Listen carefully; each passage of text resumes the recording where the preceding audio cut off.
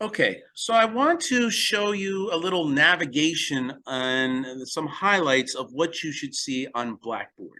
Okay, now you're going to have two Blackboard course shells, one for the lecture and one for the lab. There should be something denoting lab, and that you'll be using with your lab professor.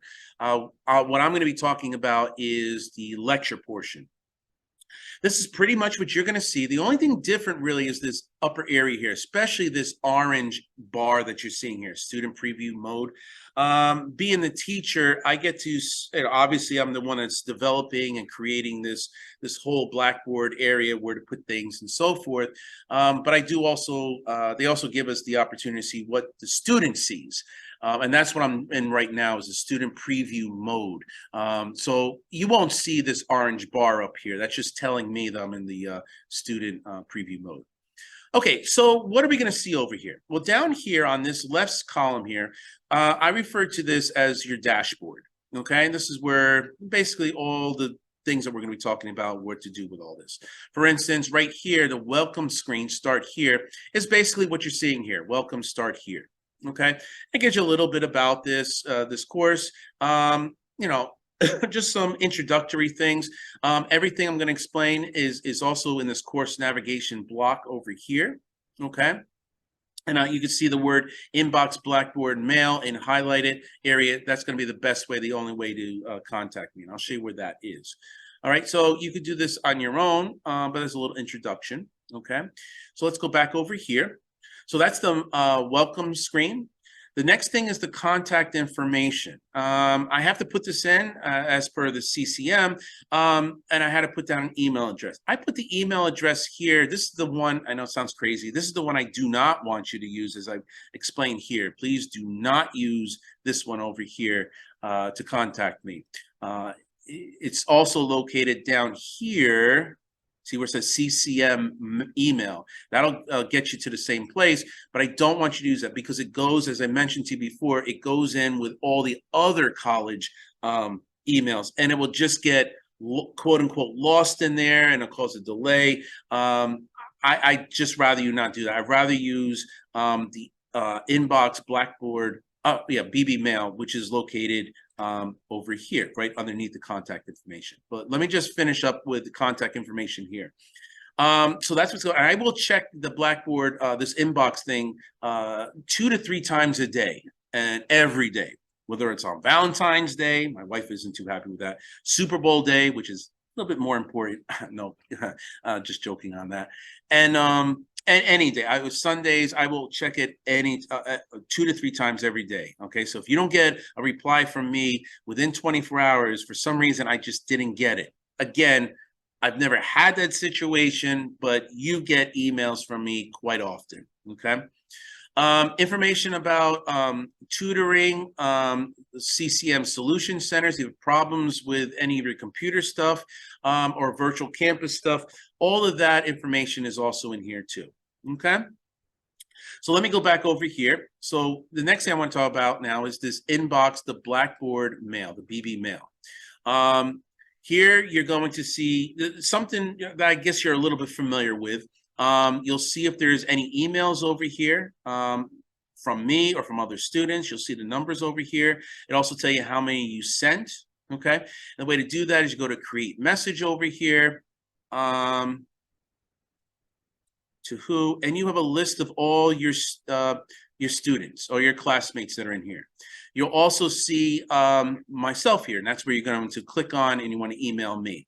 So if you want to email all your classmates and say, hey, look, we're having a Zoom session on review for the lecture exam. Anyone is more than welcome to join us. We're going to do the Zoom session on Wednesday from 1 to 2. I don't know, something like that. You have full access to all your classmates too. Okay, so that's what's going on over here. The other thing I want to mention too is that anything that's in here is only pertaining to the lecture portion of this course. You're not going to get lab stuff from your lab professor. You are not going to get college stuff that your CCM email would get. You are only going to get stuff between you and me. And I like that, that little feature that you go over there. The only drawback I would say it has is that you can attach something. Yeah, you can attach something over here. Where you could attach, but you can only attach one thing at a time. So if you want to attach two things, you're going to have to send another email message, okay? And I think that's reasonable to deal with, considering all the pros to this thing, that is everything is in this one section.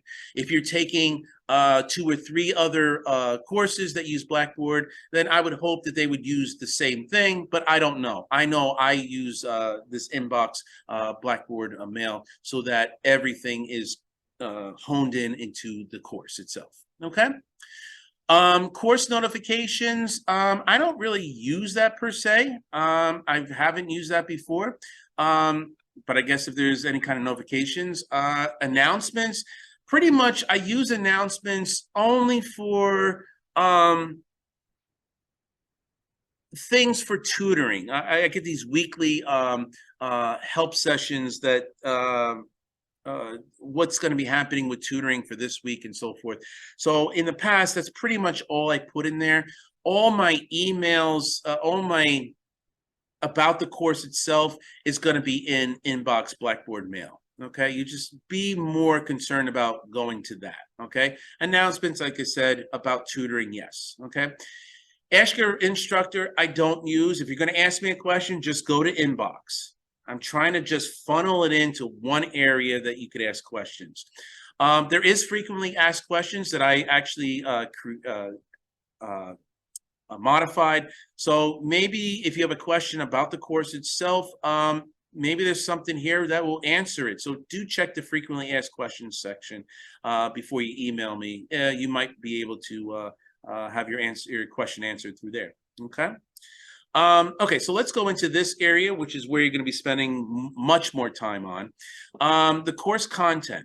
Okay, so the syllabus and other documents. If we click on that, you'll see everything that pertains to the course curriculum is there. For instance, like I said to you earlier, the course calendar and checklist, you could download it over here. Okay, the syllabus that you've been reading from with or following along with me with this discussion is right here. So if you need to do that, there's been times where in the past where I needed to change a few things because things were just getting too condensed or something like that. So if I have any revisions of a syllabus, I don't intend for that to happen, but if it does happen, that too would also be found in this area here. Okay, if you want to watch this video again later on for some reason, you forgot something, what did he say about that, you could always click on here and you could watch the video again or go to that spot you wanted to go. The entering survey that I mentioned to you earlier, it's just one page, a little bit about yourself, what you want to be referred to as, what other courses are you taking? What's your major? Have you do you have a major? How do you see yourself 5 years from now? That little thing. It should only take 5 minutes to do. So make sure you do this. Download it. Type all your answers, and then save it. And then you could send it to me as an attachment. Okay. All the lecture objectives are over here when you want to look at that. When I talk about the discussion boards, there's a rubric that I'll be using, and you'll see that over here. I'll talk about that later. The proctor, if you have questions about how to download and how to register for Proctor U, this is where you're going to download this document, and it'll give you all the instructions how to do that, okay? And then the Council of Science Editors guidelines, that's just an FYI for students who are just a little curious about how the science curriculum is done. I just added that there for anybody who's curious about that. Okay, so that's what you're going to find in syllabus and other documents. Okay, you'll also find over here CCM policies. Look at that at your own sake. There's 2 here. I'm going to erase one because they're the same thing. So you can look at that on your own. So now let's talk about lecture learning modules, because that's where you're going to spend a lot of time and where you're going to get all the information. Okay, so anatomy and physiology gives you a little bit about the course outcomes, and then we have each chapter: chapter 1, chapter 2, chapter 3, chapter 4, chapter 5, and so forth. Okay, now take for instance, let's say this chapter 1. You're going to click on this area here. And then you have these items here, and everything will be found here that you're going to need to use. Okay. Here's the focus, the objectives of this chapter, what you need to do, and then any assessments. There'll be a lecture quiz that you need to do for the intro to A&P. Okay. So it's just an overview. That's all that is. I give you, if you click on here, if you want to expand it, see how like it's cut off over here? If you click on this little block, whoop, now you can read everything, okay? But then this shortens, you give or take. So if you go to introduction, it gives you a little bit of the introduction of what this chapter is going to be about, okay? And then you have the reading and PowerPoint presentation that you're going to have to do, okay? So you click on that. It's telling you to read chapter 1 and download the PowerPoint. And the PowerPoint is right up here. So you would need to download that. That's the PowerPoint that I created that will follow my videos, okay? And then you got the lecture videos over here. Excuse me. And what you have over here is the lecture video. And you're going to click on this. And I'm going to show you what's going to happen over here and how to navigate this. Of course, you got the little advertisements because I use YouTube. Okay, skip the ads. All right, here we go. Okay. So what I have here, I'm just going to mute myself for a moment. What I have over here is me going over this stuff. Now, what I have here is that the PowerPoint is the syllabus that you have. But sometimes, and you could blow this up a little bit higher, a little bigger, okay? So sometimes you can't even read these words in here, but if you have, and this is how students in the past have told me works best for them, is that if you have 2 digital devices, one digital device has my video going on here, and the other device, whether it's a tablet or your smartphone or whatever, has the PowerPoint open. Now, granted, it's the same PowerPoint. Like I said, you can't read everything over here, but I'm pointing to things. So you could have a crystal clear PowerPoint in another digital device, and you have myself video over here. If you don't have another digital device, that's no problem. Just split the screen. Just split the screen. Half the screen will have my video over here, and half the screen will have the PowerPoint that you downloaded, okay? But what I like about this and what students have given me a lot of positive feedback about this is my videos. I have here my PowerPoint, and then you have me doing what I call art therapy up here. And I do a lot of art therapy, this writing and this drawing stuff that I put up here, okay? Let's see, I'm drawing some stuff. Yeah, so I'm drawing some things up here. So you have the PowerPoint, you have the art therapy whiteboard that's over here, and then I'm Italian, so I use my hands quite often. It feels as though you're in the classroom. And I video recorded these. Actually, I recorded these. This is actually the lab room for A&P 1. I think I said earlier it's on the second floor. No, it's on the first floor. So actually, this is in CCM. You'll see it look very. You'll see familiar items over there. And I recorded this about 8 years ago, actually. So I didn't do it for the pandemic. I actually did it because I couldn't deal with 4 Mondays, or actually 3 Mondays in a row that got canceled because of snow days. So I just said, I'm not dealing that anymore. So I started doing these videos. So I was already ahead of my times when the pandemic happened because all these videos were already done. I just had to transfer my written exams into digitized exams and a few other things. But I wasn't so concerned with that where we had to switch over to the pandemic because this was all done for me. Anyway, so that students have said they like this, but this triad here, we have the PowerPoint, my drawing with the art therapy up here, and then me using my hands. And again, I did this in front of a live classroom. So when students raise their hand, I'm answering questions that is usually a good question, and I'm answering it right there. So it feels as though you're in the classroom with me, okay? So that's pretty much what you see over here. Let me, how do I make it smaller? There we go, okay. Now, one other thing I want to tell you about the sound on here. A lot of students say, well, I sound muffled. I realize that, but students have also said to me that if you wear earbuds or earphones while listening to this, it kind of drowns out the muffledness, and now you can hear me crystal clear.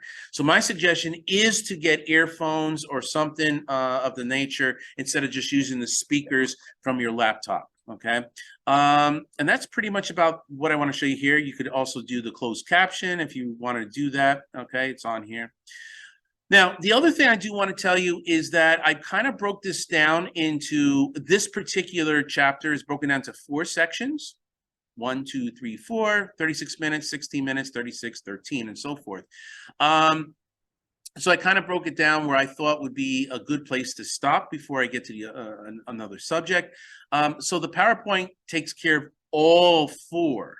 All right. Now, sometimes I have 7 videos to it, or 8, or an A&P2. I know I have one that's 9 videos to it. It's just a very detailed topic. And sometimes I might only have like 1 or 2. But make sure you watch all of them. You'll realize that when I stop midway and it's like, whoa, I still have more PowerPoints to do. It's because there's more over here. I also have over here what this video will show in the description, and you can show more over here. So this video over here is actually going to cover this material here. If you go to the second video, all right, and I label it like A01, A02, A03, and so forth, this video A02 is going to talk about this material here. Okay, so it gives you a little bit of idea of where you should actually go if you want to review any of this material.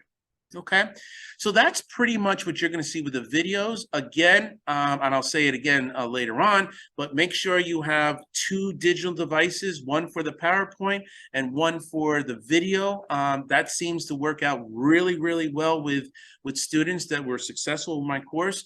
Or if you don't have another digital device, just split your screen in 2, where you have the PowerPoint on one side and the video on the second. Okay, so that's a little bit about what you're going to find on here.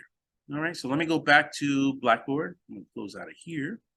Okay, so again, I showed you the overview, the introduction, where you can find the PowerPoint and reading portion of the book, and we just finished off where you can find the videos. I also have review question sets.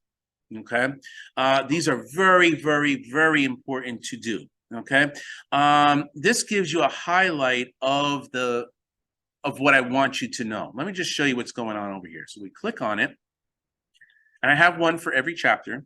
Okay, and I have questions that cover all the major topics of the chapter that I want you to do. Okay, it doesn't cover every detail, but it gives you some idea. I should, if I can't answer this question, I need to go back and understand that portion of that PowerPoint. Here's what I recommend you to do. After you do the PowerPoint and the video lecture, and you took your notes, and this will show you how to make sure you're taking good notes. So after you do your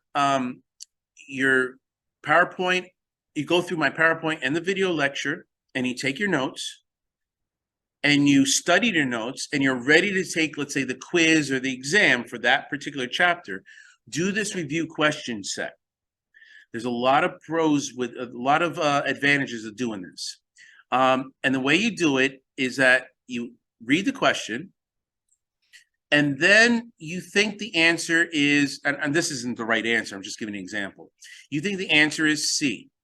Okay, fine, if that's what you think is correct. But you better understand why A, B, A, B, D, and E are all incorrect. That's going to help you too. Maybe not so much for this one over here, but it is for this one too. But I'm saying it's easier to understand here. For instance, if you think that number 2 over here, let me do number 3. It's easier to show you on there. That the olecrayon area is blank to the anticubital area. You'll get into what that means later on. If you think it's, let's say, proximal, then you better understand what the word posterior, anterior, distal, and sagittal all mean. Now, I might not have another question about sagittal or posterior, but it's giving you an idea that, look, all right, I know the answer is proximal, but he wants me to make sure I understand all these other terms and all the other terms that are dealing in that concept. So I need to go back to that PowerPoint presentation and make sure I know about those terms in that section of the PowerPoint. Okay, that's what I'm saying, how to use this. So make sure you know what the correct answer is, but you also better make sure you know why each of the other answers are incorrect. Because I may have a question on the test talking about posterior, not about the proximal, which was on this question. Okay, so it's going to help you to do that. If you don't have that information in your notes, then that's telling you you are not taking good notes. Hey, that's perfect. That's great. Not great that you're making bad notes, but it's giving you some kind of feedback that you're not making good notes. So go back to the PowerPoint, make sure you add those things into your notes, okay? As you do these more and more and more, and if you take me again in A&P2 and you do more and more, you are going to get to be a more or a better study taker, a better student, because you know how to take notes the proper way. And soon enough, you're going to be taking notes as though, you're not going to be taking that much notes, because you're going to be able to know that material by reading it for the first time. Oh, I know he's going to ask a question on that. Or maybe you just need to write a very brief note on that. Okay, but you know what's important and what's not. Okay, so make sure you do that. Okay, so for instance, if this is 18 questions, give yourself 20 minutes to do the 18 questions. Keep your books closed and see if you can answer these. Then to check your answers, because here's the other tip about this: I don't give you the answers. The answers are my PowerPoints or my video lectures. So hopefully you put them all in your study, your notes. And if not, those are the things you need to add in there. So I'm not going to give you the answers for that reason. I want you to be able to formulate better study skills. The other reason why I don't want you to, that I'm not giving you the answers, is because 25% of my exams and quizzes have these questions on it verbatim. Okay, so that's another reason why I don't want to give you the answers. If I give you the answers, then I'm going to have some students memorizing the answers for the exams or quizzes, and that's not what these questions are created for. It's to give you an idea, a good representation of what my exam questions are going to be like. Because if you do these questions and you can't answer any of these questions, then don't even take the quiz yet, or don't even take the lecture exam yet, because those are the types of questions that we're going to be asking. Okay, so so just make sure you go through them, that you do these questions. When you study for the final exam, you have all the answers to them because you've been doing them throughout the whole semester. And now you could reprint them and just do the questions. And you have the answer sheets because you've been doing them throughout the whole semester. Okay. Then the other thing I encourage you to do, difficult to do with an accelerated course, but after you do the questions, then meet up with 1 or 2 other students, whether on campus or maybe after your lab session, whichever, Zoom session, and go over the answers. You may say, if you have, let's say, 3 people, you and 2 other students, you may say, oh, my answer is B for this. You got C and you got C. Well, maybe I'm wrong. Maybe I'm right. Why did you pick C? Why did I pick B? You shouldn't do these questions together. You should do the answers together. Does that make sense? I'm hoping it does. Because some people, it takes a little bit longer to do this. So I want everybody to do the review questions at your own pace. And then you can go over the answers together. And you can learn from each other. And that's another reason why I don't want to go through them with you, because you learn from each other. One of the students, one of your classmates might say, well, I came up with a mnemonic for this question here, or I came up with a chart, or I memorized it because of this, or I understood it because it works like a toilet bowl or whatever, the way this works. And I just, pertain to how it works like that. So you learn from each other. Now, the last thing I'll just say about these review questions, I'm not going to leave you guys hanging. Okay, it's not my way of doing this. Saying that there's no answers to these, I get it. But I'm not going to leave you hanging. If you say to me, you email me and say, you know what, Dr. Gamaro, and granted, most of these you're going to be able to get once you open the book and you can see where all the answers are. But if there's like one, maybe 2 or 3 questions you're really stumped on, if you prove to me that you went over and say, you know what, Dr. Gamaro, for number 4 on this question set, I understand that A, B, and C are incorrect because of so and so and so was found on this video lecture, but I'm confused about D and E. On your video lecture, you stated something about the antebrachial region, and it got me confused because the brachial region, when you talk about the proximal segment on here, I'm confused on what's going on with this. Can you help me out with this? And with something like that, see, you proved to me that you went over this question and you kind of eliminated things because of what you studied, and you're lost on certain things. I will most definitely guide you. I will most definitely say, yes, but look at my PowerPoint slide number 21 pertaining to this. Note what I say about the brachial aspect here. Most cases, I usually get a reply email saying, thank you so much, you just resolved it. Okay. So I really want you, I don't want to give you the answers. I want you to work a little bit, because I'm not going to be with you for the rest of your life. You're not going to have a little person on your shoulder showing exactly where things are. You got to do a little bit of research, but some guidance, absolutely, I'm going to help you with. Okay. So that's going to tell you a little about review question sets. Okay. All right. So let me go back over here. Okay.